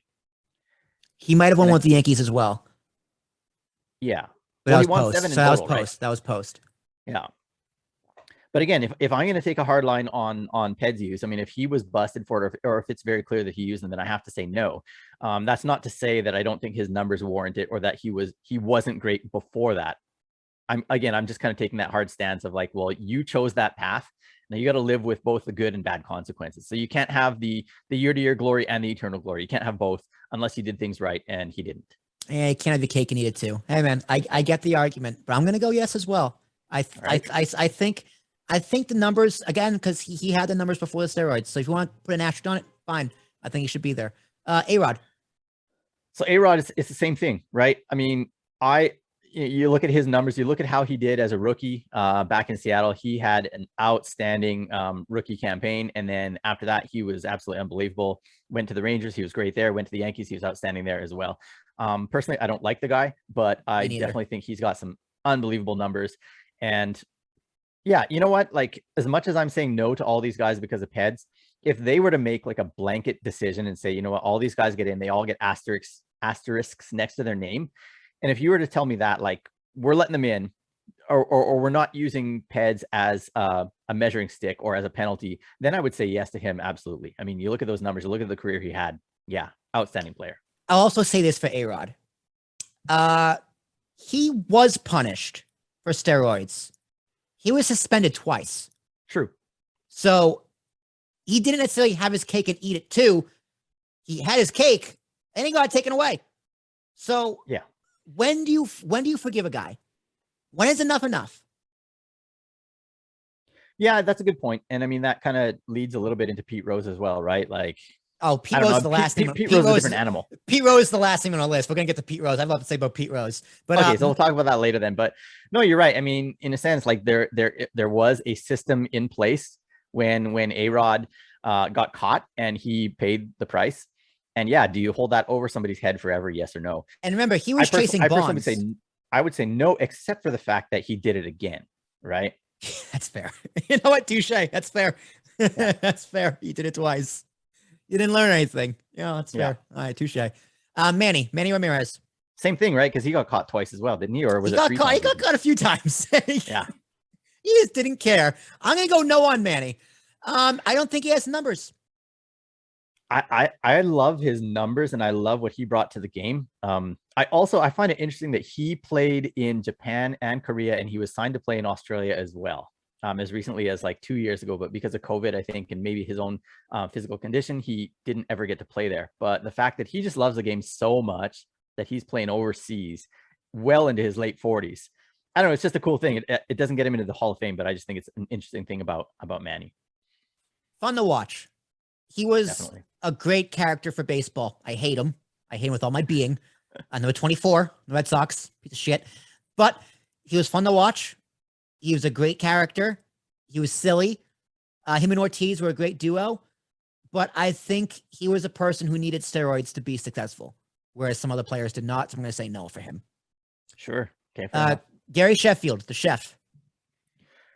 I would say that I don't know his final stat line or anything like that, but I don't necessarily think that he was Hall of Fame in his career. Famous swing, crazy ass wrist. Yeah, his biggest accomplishment is over 500 home runs. He was in the 500 club. Other than that, just known as a crazy power hitter and a cannon for a right arm in right field. Yeah, I mean, 500 career home runs is definitely nothing to sneeze at. There's only a handful of guys that have done that. And so in that respect, well, he was also tied in with was it the Mitchell Report? Yes. Or am I wrong? You're correct. Yeah. So again, I have to go all or nothing on these. And so if I'm going nothing, I got to go nothing with him as well. But the more we talk about it, the more I'm seeing like how many guys I'm canceling out of the Hall of Fame. I feel like a jerk saying no to all of them. So hey man, it's just your humble opinion. I'm gonna give the X to Gary Sheffield as well. As much as I love the chef, I'm smelling what he's cooking. All right, finally, Pete Rose. Pete Rose. Yeah, man, that's a really hard one. I honestly, I don't know his career because I never watched him play, live or anything like that. I just know the tale. He's the all-time hits leader. Yes. He has over 4,000 hits, a crazy career batting average, and he got banned from baseball for betting on himself. Right. And I think that's probably enough to cancel him eternally, especially because he has never really come out and said that he did it and apologized for it. Or maybe he said that he did, but he didn't apologize. Is that right? Yeah, I think he had some kind of half-assed apology a year or two ago. Yeah. But because I think he wanted to be like a manager or an assistant manager or something. He wanted to be back in the game. Here's the thing of Pete Rose. That's interesting because Phil said the same thing. Phil almost said word for word the same thing you said. I'm going to tell you what I told him. I don't think he has anything to apologize for. He's a jerk. Yes. He's an aggressive player and a garbage human being, from what I've heard. Don't know the guy personally. Right. However, he gambled on baseball. Unlike Joe Jackson in the Black Sox in 1919, he bet on himself to win. Right. I don't see the harm in that. I don't see it against the integrity of the game because he's not rigging games. He's playing the game the exact same way, if not harder, than he would if he didn't bet at all. Right. So I don't see any negative downside to him betting on himself to win a game or his team. I don't see it. I don't get what all the outrage is for. Is it disrespectful for the game itself? If so, how? So I think it's the integrity issue though, and it's also the fact that if they forgive this and if they let him off for this, then they're kind of opening the door to other people doing it too, or they're saying, well, you let Pete do it, or you're okay with Pete doing it, so why not me? And it just becomes really gray and it's a slippery slope. And I guess that's the hard line they have to draw. I guess, but I don't see an issue in morality with betting on yourself to win. Like if you can bet on other sports, yeah, you shouldn't. I mean, you probably shouldn't do it. Yeah, definitely not to make yourself lose. That's blatantly cheating. Right. But to bet yourself win, I think it's a victimless crime. Okay. All right. I mean, I'll grant you that, but I don't know. I mean, I think like his apology in recent years, there's motivation behind it and it may not be sincere. And who am I to be, judge, jury, and executioner on him? It's not my place. And so I'm going to pass on this one. It was a very whelming apology. But yeah, I'm going to say 1,000%. He deserves to be in the Hall of Fame. You want to plead the fifth? Eh? You're not an American, but I'm going to grant it. You're right anyway. Thanks. All right. So our last topic of discussion, I don't know how long we're going to go here, but we're going to see how it goes. ESPN recently had a top 100 baseball players of all time. We're not going to go through all 100 because that's, we have stuff to do. We're going to go through some notables. By notables, I mean about a third of the list. So sure. Before we start with that, notable snubs, Jeff Bagwell and Mike Mussina, both Hall of Famers, not on the list. Yeah, I mean, both of those guys had unbelievable careers. I would definitely love to have seen both of them on that list for sure. I'd put them in like the 80s, early 90s. Like they're not like top 25, top 50, but I would put them. No, definitely not. I would put them in the list. Now you look at 50 through 1. Any comments before we actually go through these? Any your thoughts on the list overall? There's a lot of things I agree with on this list. A lot of things that go, man, who came up with this list? They need to be taken out back and shot. Terrible. Terrible. So first of all, like I'm not really a huge fan of lists like this because I feel like the comparison from era to era is just way too hard to do, and it's totally unfair to a lot of these guys. I mean, like you've probably heard the arguments before, like, well, don't you think that like so and so, if he had played back in those days, he would have hit 80 home runs, or if such and such a player from the past would have been in our day, he would have struck out 200 times. There's no way he would have hit that many home runs or whatever, stuff like that. There's so many arguments to be made in that respect. And so how do you measure the greatness of these guys up against each other? I don't even believe in, using the numbers like the ERA plus or ERA minus or, whatever, all the fancy saber numbers. I love that there are so many stats in the baseball world. That's part of what drew me to baseball, but I still don't know that it's a fair comparison that can be made. So I say that as, my precursor to what I'm going to say in all of this, because, like, how can I say, just for example, like Warren Spahn doesn't belong in number 47. Well, how do I know? You know what I mean? Like, aside from looking at his numbers. So, but I would look even at number 49. I don't know. I just personally think the Big Hurt deserves a little bit more love than that. What are your thoughts on that? Interesting, because I did mention Frank Thomas. I was a little hurt at 49 because honestly, I think it's a little high. Really? I think it's a little high. I saw Jim Tomei at 98 and I got really upset. I was like, all right, Frank, you're going to put Jim Tomei 98, but Frank Thomas number 49. It's because those commercials he's been doing recently for testosterone. I literally put my notes, put his ass in the 70s. Maybe that's a little too harsh. But listen, Frank Thomas, 500 home runs. He played for the White Sox. I think maybe his whole career. I could be wrong. It looks like he played for the A's and Jays as well. A's and Jays. That's why I forgot he was on the Blue Jays. But great career, Hall of Famer. I really like Frank Thomas, but I thought 49 was a little high for him. But I do like you put the caveat of it's not fair to compare different eras. And yeah, that's 1,000% true. It's not fair to compare eras because, yeah, if you put Babe Ruth in today's game, he'd probably be on the bench. That's just the reality of the game it's in. And again, if you put a pitcher back there and he wouldn't make it a year in the league because they pitch too often. So it works both ways. Again, with these lists, super subjective. Like I'm really mad at this list, but I shouldn't be because it's a list that doesn't really mean anything. But number 100, Barry Larkin. Okay. Interesting choice for Barry Larkin, number 100. All time, though. Yeah. Of all time. I was like, okay. You got to start somewhere. All right. Barry Larkin, fine. But immediately, Phil Niekro, number 99. Knuckleballer, 300 wins, 3,000 strikeouts. That's low. Yeah. Really low. Yeah. Jim Tomei, 98. We already covered that. 94, Bryce Harper. I thought was interesting because he's been around for almost 10 years, I think, but he's got a long way to go in his career. By when they make this list 20 years from now, he'll probably be top 50. Are they saying though that like if his career were to end today, he would still be in that spot? That's what I'm assuming. See, I don't know if he belongs in the top 100 of all time just yet. That's fair. But I think that's why I put him 94 because it's like recognizing, listen, this guy, you got to put over some of the guys in today's game.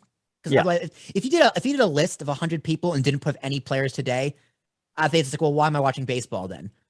Right. So what do you think? Okay, so what do you think? How high do you think Harper might be able to go? What do you think his ceiling is on this list if he has another great 10 years, say? I think his list. I think his height is top 50, no more than top 35. Okay. I think he's a great player. He's won a few MVPs already, but I don't think he's going to be breaking any records. I don't think he'll bat 300. I think he'll be a franchise player that was just, was a hype out of high school that paid off.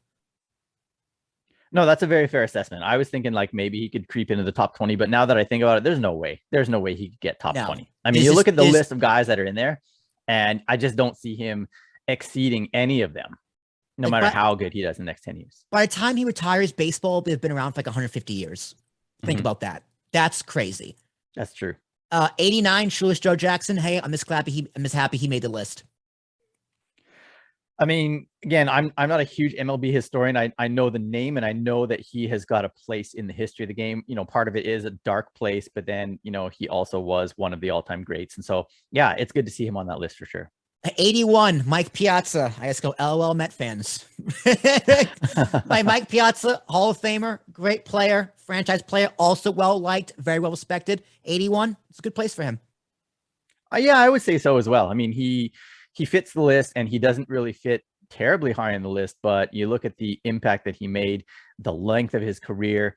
I don't want to say he revolutionized the catching position, but he was one of the first, you know, in this modern era of slugging catchers. Before him, I can't really think of very many catchers. You know, there might have been just a small handful that were able to hit the ball the way that he could. That's a very good point. It was him and Pudge, Ivan Rodriguez, were like the two sluggers, but no, Mike Piazza. That's a very, very, very good point.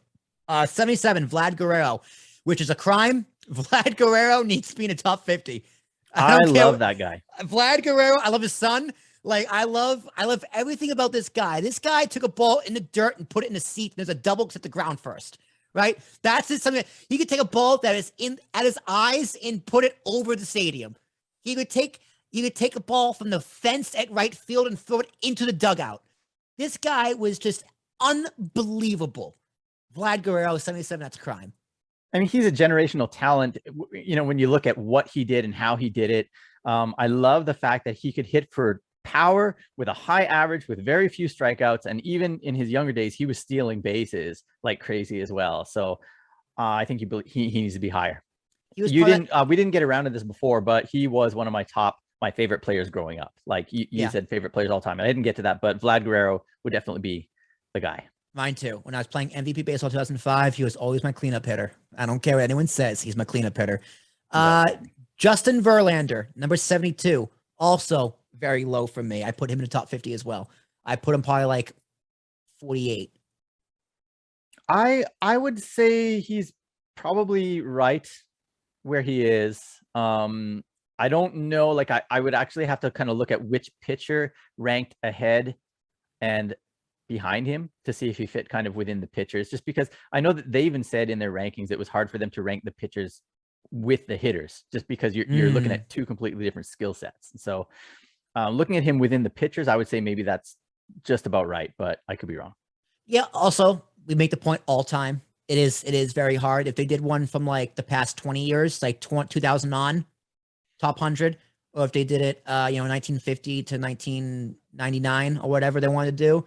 There's so many different ways you could do this list, but yeah, okay. Yeah. It's a valid argument. 69, Ozzie Smith, hilarious, perfect. To the Wizard. Gotta love the Wizard. Yeah, I mean, guy was doing backflips at shortstop. All right, guy's crazy. Yeah, I mean, when you think defense, and especially at that position, there's no other name that comes up except for Ozzie Smith. Yeah. 66, number of the beast, Cal Ripken Jr.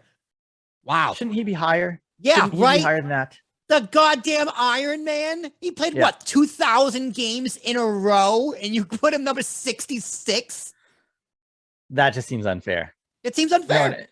Well, and especially like, okay, so now that if I look at this and if I were to say like, okay, who would you rather have on your team over the course of a career, Frank Thomas or Cal Ripken Jr.? I'm going to go with Cal Ripken Jr. 10 times out of 10.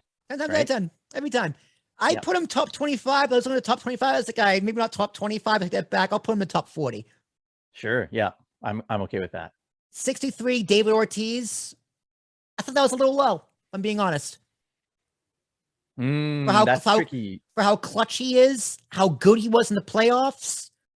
Baseball isn't all numbers, man. Sometimes it's character, motivation, and just straight up heart. And David Ortiz has all those better than any player I can match. No, I can agree with you on that. I mean, like, clutch is practically his middle name. Like, I don't know. I can't think of the number of times that you're thinking to yourself, well, I think it might have been in an article that he wrote in the Players Tribune where he was like, okay, well, I was starting to think, well, if it goes like this and this, then I'm going to be up at the plate in this situation. And if I hit a home run, the game's going to end. And that's exactly what happened. I think it was in the playoffs one year. I don't remember the exact scenario, but Probably I just remember like he did it 3 times. Yeah. So, I mean, like the guy it seemed like the table was set for him and he cleared it. You know what I mean? Yeah. He owned it. He cleared it, more often than he didn't. So yeah, I could put him higher on that list too. But then again, career DH, he didn't play half the game. True. I mean, that's a good argument. 55, Reggie Jackson. I think that's about his spot he should be. Yeah, I don't know. Like again, I didn't watch the man as much as say I watched like Frank Thomas or anything like that, but I would say that they're probably about equal. Maybe I could be wrong. Maybe I would put Jackson ahead of Thomas. So maybe now I'm backing off on my initial take on the Big Hurt. But so you said 55, so that's about in the same ballpark as Thomas. So I'm going to say that's okay. Thomas is 49. Yeah, I think that's a fair place to put him. Clayton Kershaw number 52. I think he deserved top 50, barely, like 49. I think he's just off just a hair. Because Clayton Kershaw is the best pitcher of my generation, hands down. Yeah, no doubt. I mean, he's still a guy that you look to and you expect him to get her done. Every time he's on the mound. The way he prepares himself and how old is he now? Like 34, 5? If that, right. He's probably exiting his prime. Right. But he's still going to probably be around for another few years once they get the players on the field again. So I could see him maybe finishing his career top 40. I agree. Number 46, Ichiro. I thought that was very fair as well. Yeah. There's certain aspects of his game that I guess you could say are lacking, especially when you're looking at an all-time greats list. Maybe power being one of the only ones, that and, championships. But the guy was outstanding on defense. What did he win? Like 10 straight gold gloves, something like that. Something crazy. Like and his plus hits in 10 straight years. And his impact on the game. He had 3,000 hits in the US and he started late. Age 27. Excuse me? You started your career in the beginning of your prime. You still got 3,000 hits. If you include his career in Japan, he has over 5,000 hits. I think, he surpassed Pete Rose if you include his NPB numbers. Yeah. And that was another kind of sore spot I had with Pete Rose, was that when he was asked about that, he was like, yeah, but that doesn't count because he didn't do it in the major leagues. I did all of mine in the major leagues. So I'm still the greatest hitter of all time. Yeah. Okay, Pete. Even if you think that, man, just have a little bit of grace. It's okay to think that. Yeah. But there's the right way to say things.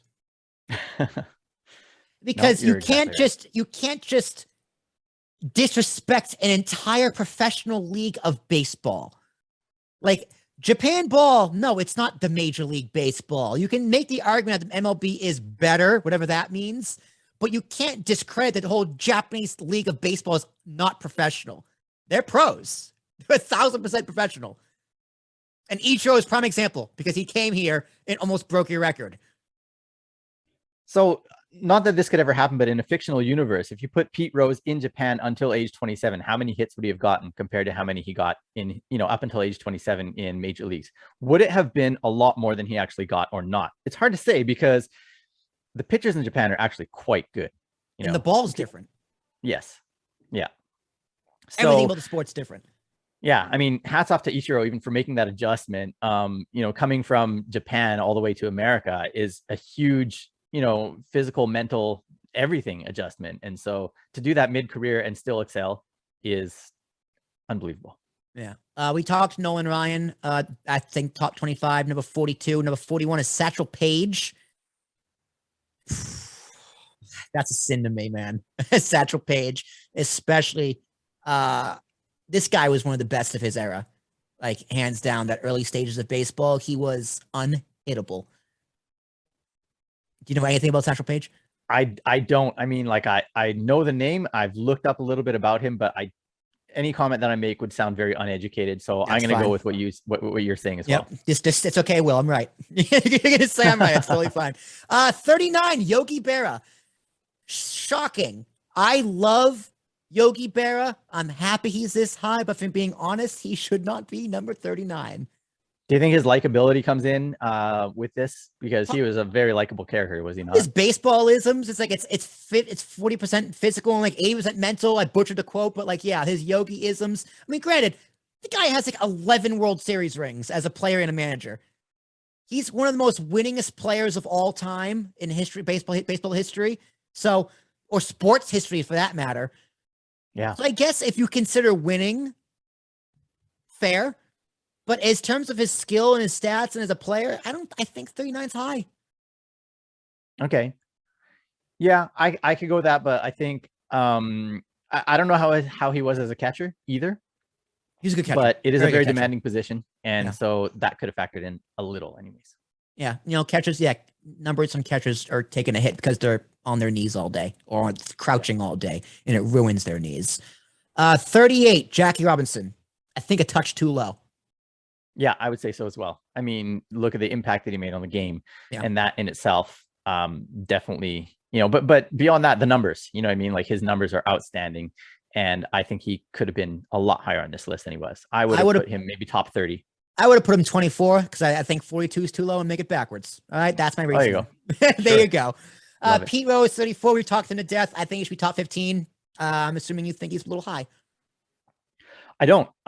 In terms of what he did on the field or what he accomplished as a player, no, I wouldn't, because he didn't use any substance that affected his performance or made him a better player. You know, like even the gambling, like you said, if anything, the gambling probably made him a better player because he was putting that money on himself.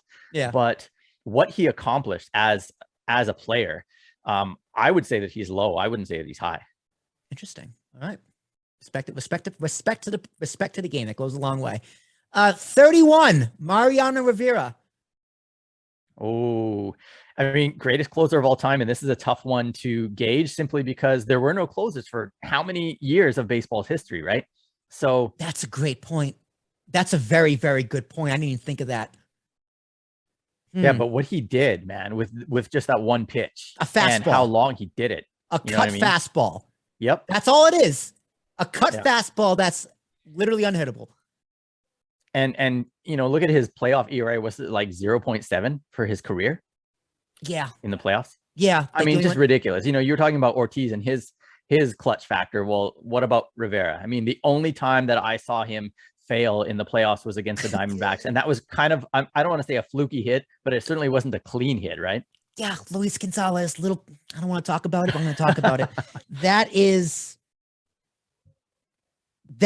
Honestly, that hurts more than 2004.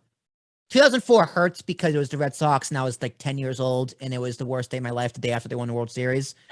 But, you know, David Ortiz is Mariano's kryptonite. That 0.7 ERA, whatever it is, half that is from David Ortiz. The other one's Luis Gonzalez. Luis Gonzalez, bloop single, 2001. Luis Gonzalez also took steroids. So fuck that guy. But that hurt, especially because it was right after 9/11. You know, that was the one time the whole world, or the whole country at least, wanted the Yankees to win a World Series. The only time ever, now or forever. And Arizona wins. What? Oh, so Schilling was on that team. So that's why I hate Kurt Schilling too. I think Kurt Schilling pitched game 6, that clinching game. So that, or game 7, whatever it was. So yeah, Mariano, right. Too low. Well, and you want to talk about likability factor as well. I mean, who didn't like Rivera, right? He was just one of the nicest guys ever in the game. Yeah. It's like when he retired, you know, that last season, he did his whole tour, him and Jeter, like, you know, even Red Sox fans, as fickle and as disgusting as they can be, you know, they tipped a hat to both of them, you know, that they were class acts to a class act. So I love Mariano Rivera. He's one of my favorite players of all time.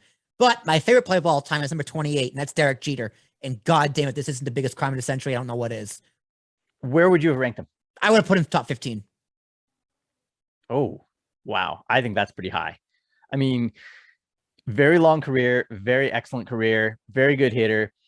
His defense, I don't know. You could go both ways. I mean, people make arguments both ways on that. I don't know. I mean, you could be right. It's kind of hard to say. I mean, he definitely also he had what, 5 World Series wins? Is that right? Yeah, 5 or 6. Although I do see that we're gonna go. I think we're gonna go through the top 15, and I don't know who I'd replace. So I put top 15 because he's my favorite of all time. But I'm looking at his top 15, and I can't think of anyone to replace him with. Maybe Mike Trout, but that's a maybe. Right. See, I would have, number 30 was Pujols. I would have put Pujols slightly ahead of Jeter, truth be told. Okay. I don't want to hear why. Well, there's some bias there too. I mean, I really like him as well. So fair enough. All right. 27, Roberto Clemente. Surprised he was this high because his career is cut short because, he died in a plane crash. Right. But his last game, he got his 3,000th hit. And then he died going to, I believe, Haiti was the earthquake, or Dominican Republic. I think it was his home country. Nicaragua. Nicaragua. Yeah. And he died in a plane crash. Tragic. Absolutely tragic. But 27 on the list. He would have been 27 if he played a full career, for sure. Right. Yeah. But I think, again, like, his name lives on through the award. And I think that may be one of the reasons that he's ranked as high as he is. And I think it's a pretty fair assessment. Yeah. This list can be a bunch of criteria: impact inside and outside the game. The guy was humanitarian. So that's got to count for something. Yep. 26, A-Rod. Okay. Great numbers, great career. Again, if are you penalizing guys for PEDs on this list or not? If you're not, I think he needs to be higher. I think they're not, because Barry Bonds is number 8. Right. So they're probably not. Yeah, that's true. Well, I would probably put A-Rod somewhere around 20 then. Me as well. Randy Johnson, number 24. Thought that was perfect. I loved Randy Johnson, and I think this is a great spot for him as well. I mean, just a crazy stretch of years in his prime where, when he figured out control, good luck hitting that guy. He was also on that 2001 Diamondbacks team. That slider was unhittable. 23, Ricky Henderson. I think that's also perfect. One of the greatest players of all time. It's tough to argue. Like, we're arguing for a lot of guys being higher, but I would almost say put him higher. His impact as not only a base runner, but a leadoff hitter. And then if you throw in some personality factor, I mean, not everybody liked Ricky Henderson, but he always had something interesting to say. And I love that about him. All right. 22, Tom Seaver, which I went, ooh, okay. Okay. Tom Seaver, one of the greatest pitchers of all time. See, this is where I think Nolan Ryan probably should. I think I probably would have switched Tom Seaver and Nolan Ryan. Ryan's further down the list, like further. Nolan Ryan's very much further down the list. Nolan Ryan was number 42.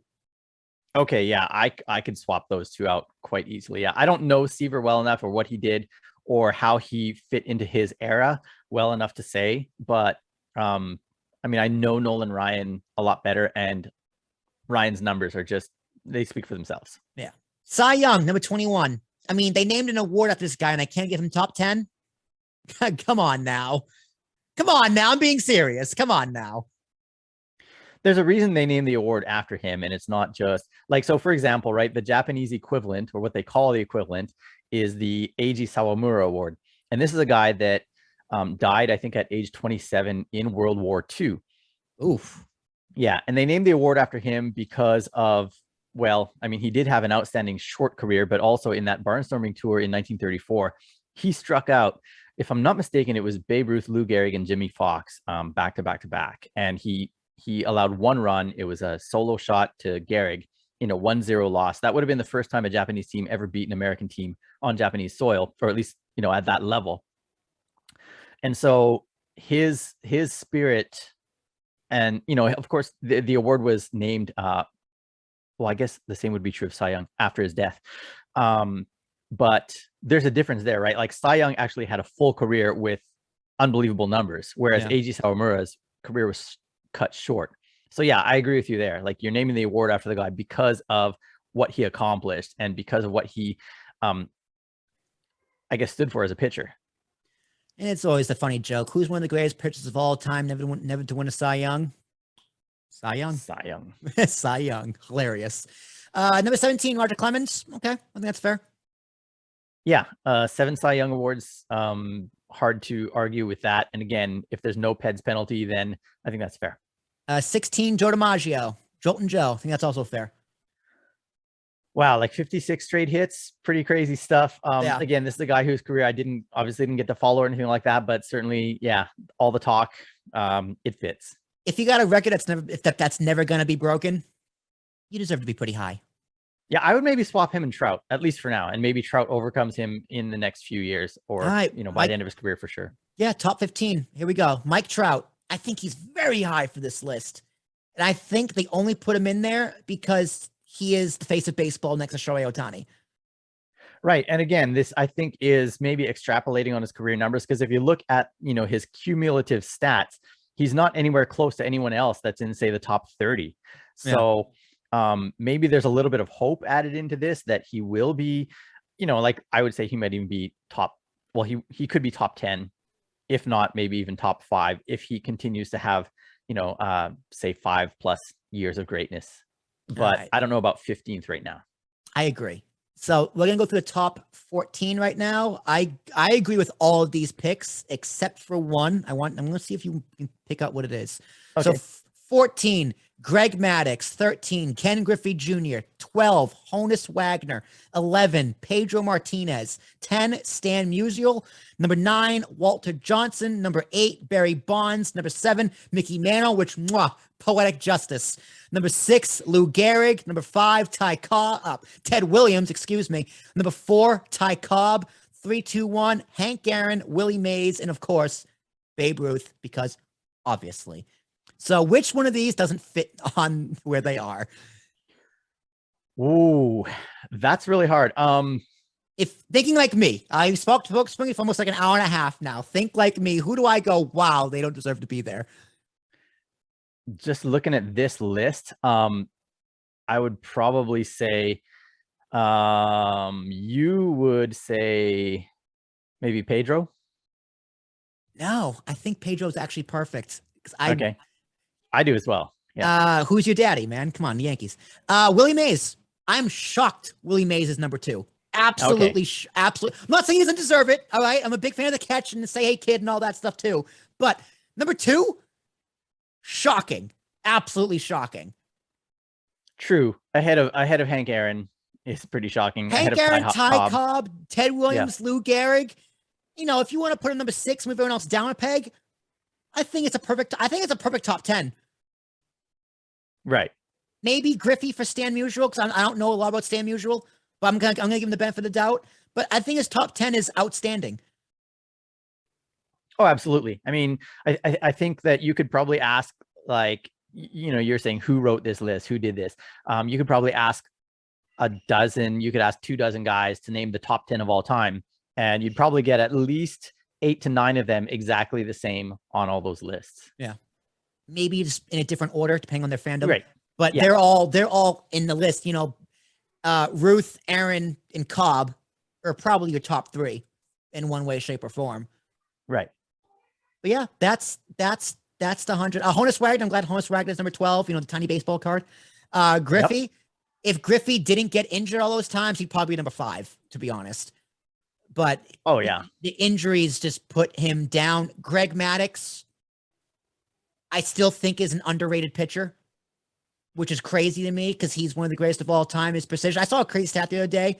It's like he pitched like 5,000 innings, all these strikeouts, and he only had a 3-0 count like 100 times in his career, or 130 times. Wow. Something absolutely ludicrous. It's like, no, that's Greg Maddux for you. He was just unhittable. So he blew my mind when as a young baseball fan that didn't fully understand the game. And I remember reading a quote from him that said, the job of the pitcher is to make the balls look like strikes and the strikes look like balls. And I was like, oh yeah. Wow. Light bulb goes off. I was like, that is exactly right there. That's great. Yeah, but that's what he did. That's what he did better than anybody else. Unbelievable. And I think that's a perfect way to cap off this list. All right, Trevor, I had a great time talking with you. Is there anything Likewise. else we didn't cover? Anything you want to ask me? Are you ready to go home, man? I don't know what time it is in there in Japan, but it's probably early in the morning. It's lunchtime, actually. Yeah. Lunchtime. Oh, look at Yeah. you. It's 10 o'clock Yeah. at night here in New Jersey. It's almost bedtime. But Trevor, I loved having you here. It was great talking to you. I'm glad we could connect, talked about baseball. This was a lot of fun for me. This is why I love podcasting, man. It's a great load of fun. Anything you want to plug, anything you want to say, anything you want people to shout out, the floor is yours, where they can find you, your socials, your podcast, anything you want to say. Go right ahead. Yeah.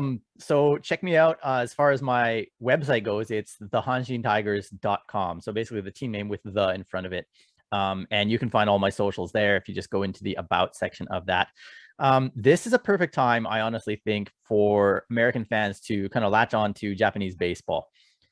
I don't know how long the lockout is going to last, but one of the things I love about the Japanese game, and you can take this in different ways, right? I understand the Players Association is fighting for not only their own rights, and they're not fighting for their extra millions of dollars. I think they're really fighting for the little guys, right? The rights of the players that are fringe, that need the extra benefits, because the lower level of the game is going to get absolutely squelched if something doesn't change. But NPB very seldom has labor disputes or arguments. The players are very likable just as people. We talked a lot about these guys that are just, disgusting people or unlikable or whatever. I haven't met a single Japanese player that I didn't like. It's a very pure game here. I would say give NPB a chance. Check out japanball.com as well. That is the site that I write for as a newsletter writer. That is the tour that comes to Japan. So I would say check that out. Check me out on my website and then my socials. And give Japanese baseball a chance. I think you would love it if you caught on and chose a good team like the Tigers. All right, ladies and gentlemen, now it's my turn. I always do this at the end of the podcast. You love it, and let's see if I can do it all in one breath. That's usually how I do it. Ladies and gentlemen, my name is Will Tarashuk. This has been a Talking with Tarashuk. I'm not going to do it in one breath. I can't do it. This has been a Talking with Tarashuk podcast with my guest, Trevor Raichura. Trevor, I had a great time talking with you. Baseball is my first love. It's also my second love and my third love. Podcasting is my fourth love. I hope to bring you back sometime mid-season. Maybe me, you, and Phil can do a conjoined thing at the All-Star break down the season, see what's going on. If there is a season, here's hoping. We didn't tell with the lockout this time because we're recording this in February, and by the time it's released in mid-March, hopefully the lockdown's over. I didn't want anything to be irrelevant. But my name is Will Tarashuk, T as in Thomas, Arashuk. This has been Talking with Tarashuk. Find me anywhere and ever a podcast can be found. Make sure to like, share, subscribe on YouTube. Support the show. If you want to be a guest, talk about baseball or anything you find interesting, if you make me go, ooh, that's interesting, congratulations, you are on the show, on video, with these bubbles, with my face in the bottom right corner. Anything you want to talk about, as long as I go, ooh, we'll talk about it. And it's fun. It's a lot of fun. I have a lot of fun. AmbiguousPodcastSolutions.com to find all of our other guests, including Phil Riccobono, some of my old friends from college, writers, authors, life coaches, anything and everything can be there. AmbiguousPodcastSolutions.com. We'll be back next week talking with, I don't know. I haven't figured it out yet. We'll see, but I'll see you there because that's the fun and joy of podcasting. Until then, y'all take care.